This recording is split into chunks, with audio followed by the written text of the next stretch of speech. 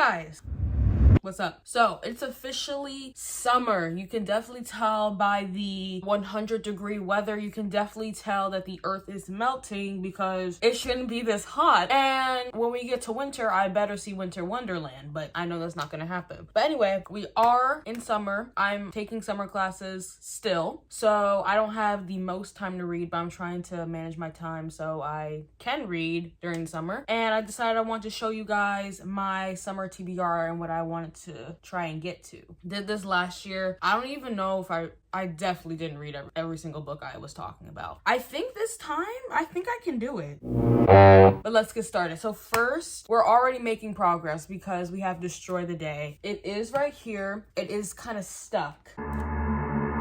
Okay, well, so we have Destroyed the Day. When I was making this list, I wasn't finished with it, but now I have completed it. This is the final book in the Defy the Night trilogy. I enjoyed it. Thank you, Bridget. Wasn't enjoying it for a bit, but then towards the end, it got good?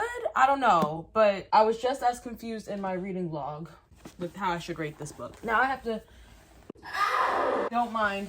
I'm just trying to make it look good. Just give it a sec. All right. So I guess sticking with fantasy, we have, Saints. This is the final book in the Worlds of Narrow series as we know now. This is kind of like the prequel to the whole series. But yeah, this is my last book that I have to read. Mine is Tides. Tides is like a novella. And y'all, I recently went to Barnes & Noble and I saw a special edition of Fable and Namesake and I was so close to getting it. I might still get it. I might go on the weekend, see if they still have it. They don't. I would actually cause havoc. But no, in The Last Legacy that they also had there, they had the novella Tides, and I was just like, so how am I supposed to read Tides? Anyway, but whatever. I'm gonna try and get to this book. I did start reading this before I read Destroy the Day, but I don't know, I just felt like I should read this in the fall or when it's cold, because doesn't this give cold vibes? But I still wanted to feature this because I still might pick it back up. The last books I have for fantasy are my newest pickups, Daughter of the Siren. What? Daughter of the Pirate King and Vengeance? Girl, can I? Daughter of the Pirate Queen and Daughter of the Siren Queen. I'm pretty sure this is a duology. That's how Barnes & Noble marketed it to me. But then I go on Goodreads and I see that there's something called Vengeance of the Pirate Queen. What is that? I got these because this reminded me of Fable because of the nautical stuff. I love stuff like this, like ships and pirates and stuff like, I don't like but I kind of like this vibe. Okay, I like this vibe. And also it seemed like a cute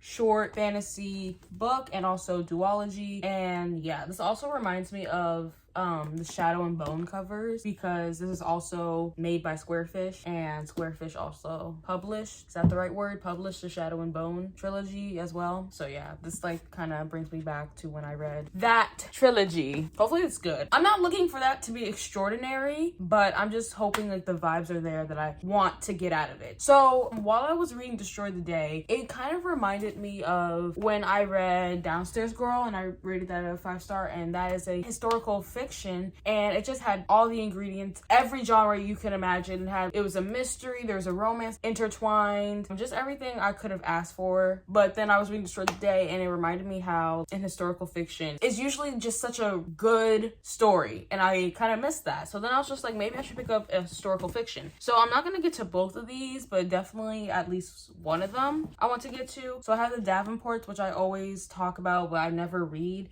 and then I also have Under a Painted Sky by Stacey Lee, who also wrote Downstairs Girl. So this is basically just about, I haven't even told you guys what they're about. Should I be doing that? This is basically this family, this rich family, has a lot of romantic adventures and it's very intertwined. This sister likes this guy, but she doesn't want him. She wants someone else, but another one of her friends want her guy. It's stuff like that. It's just a mess. And I feel like it would be good. So there's that. And then this one is about a Chinese girl and a runaway slave. They have an adventure on the Oregon Trail and they meet these two boys. One's trying to pursue her music career. She breaks the law. They're fleeing the town. Wait. And then they meet two boys. This might be good. Oh my god, I love this font, in historical fiction. our last two physical books. So I have Cleopatra and Frankenstein. I don't know if I'll get to this one. This one's a big question mark, just like Saint is, but I can definitely see me just like randomly picking this up. But I won't be mad if I end up reading this sometime later this year. I want to make note that I might read this. And then our last physical, which is a romance book. I recently picked this up at Target. This is Minx by Sophie Lark.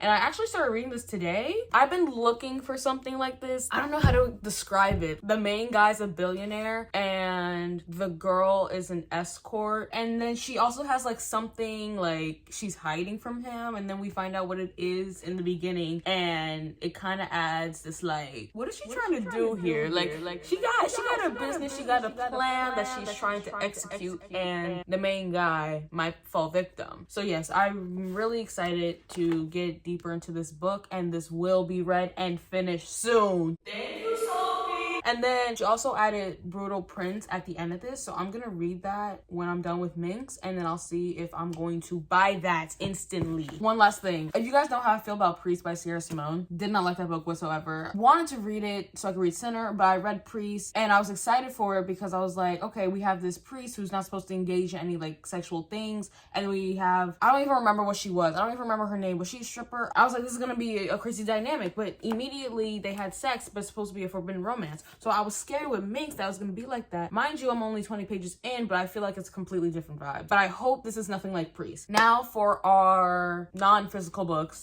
Virtual? What? Like what? Books I'm gonna read on my iPad. Yours truly. This was recommended to me by Ozzy. Thank you. So I read Just for the Summer a month or two ago, and that was okay for me. I gave it a 3.75, I think. I can see why people really like Abby Jimenez because she has this romance and then she adds something to the characters, to the story that makes it more than just the romance. I did start Yours Truly too. I'm like 20 something pages in, so I'm not even far. But I feel like a little sort of enemies to lovers coming on. She's a nurse and she might be put as the chief of medicine, and then the actual chief of medicine has employed a man, and he's like, oh no, let the people get to know the guy and then I'll make my decision like in a few weeks or in a few months or something. And it's just like, what the fuck? Like, I'm going to kill you. Don't ever try and pull something like that, chief of medicine. Don't ever play with my position like that, because I would be so mad if I was her. And I would hate the guy. But they're supposed to fall in love. But I haven't read the point of view from the guy yet, so I don't know if I like him. So we'll see. Okay, next I have, King of Wrath. This is like another of the vibes that I'm trying to go for my romances right now. This is a marriage of convenience, marriage in crisis type of book. I've read the entire Twisted series last year, and I really enjoyed the last two books.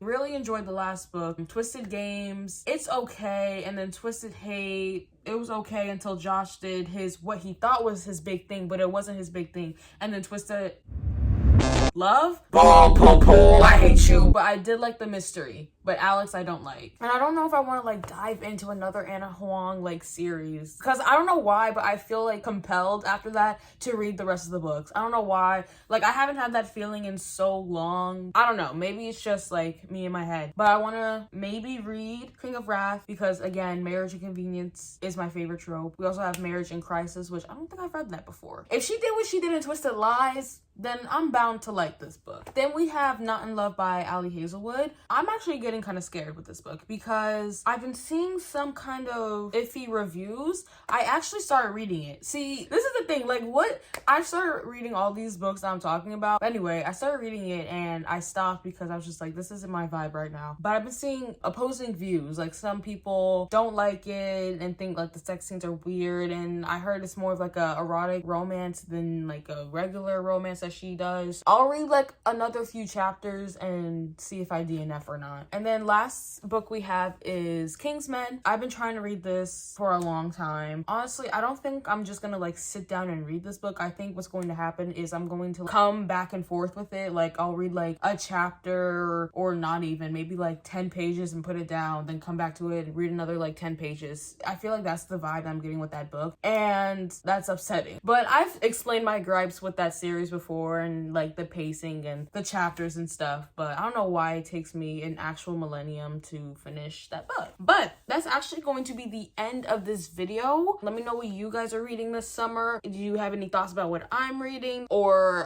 anything else I should read? I also did want to read like a romance book that's set in a summer camp. I think that would be really, really fun. And I was going to read this one called, I couldn't tell you. I'll put it up on the screen. I was going to read this one, and the author said it was going to be up in June. It's July, and there's no book. And there's also character art with it. I'm like, so you're going to do all this, and the book still isn't out, and I'm actually biting my nails, eating wood, trying to, like, get this, like, come on, like, give me the book, please. With that being said, that's actually the end of the video, and I hope you guys enjoyed, and I'll see you guys in the next one.